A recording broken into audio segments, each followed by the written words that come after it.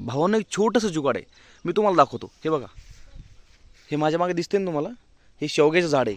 आणि मित्रांनो, सगळ्यांना समस्या असते, शेवग्याचं झाड उंच असल्याच्या नंतर त्याचे शेंगा जर आपल्याला पाळायचे आहे तर आपण काय करतो, जी बांबूची काठी असते नाहीतर काही उंच दगड मारतो, काहीतरी वेगळं करतो, पण त्याने काय होतं, काही शेंगा तुटतात, काही बाजूला पडतात. पण आपल्याकडे एक असंच जुगाड आहे मित्रांनो. हे जुगाड मी वापरलं आहे तर मला लक्षात आलं की हे जुगाड तुमच्यापर्यंत नक्कीच आलं पाहिजे. हे जुगाड मित्रांनो असं आहे की आपल्याकडे एक पाईपचा तुकडा आहे, मी तुम्हाला दाखवतो. हे बघा मित्रांनो, हे आपल्याकडं 2.5 कांडीचा पाईपचा तुकडा आहे.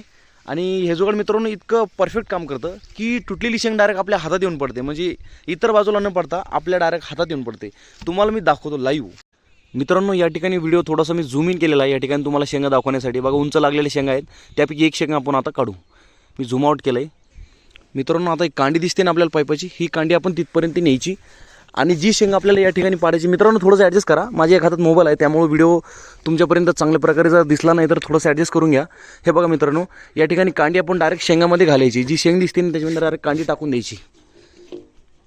बघा मित्रांनो, हे बघा, शेंग या ठिकाणी आपण पूर्णपणे कांडी टाकली नाही आणि थोडासा झटका मारायचा मित्रांनो, बाकी काही करायचं नाही तुम्हाला. बस शेंग आपल्या हातापर्यंत येऊन जाते. 1 मिनिट थांबा, आता मी तुम्हाला लाईव्ह दाखवतो. शेंग आपल्या डायरेक्ट या पाईपाच्या मार्फत खाली पडणार आहे. मित्रांनो, हे बघा, एक हातात कांडी आणि एक हातात कॅमेरा आहे. या ठिकाणी शेंग आपण तोडलेली आहे. या ठिकाणी बघा, आता जसं की असं हे बघा मित्रांनो, पाईपातून या ठिकाणी कांडी शेंग खाली पडलेली आहे.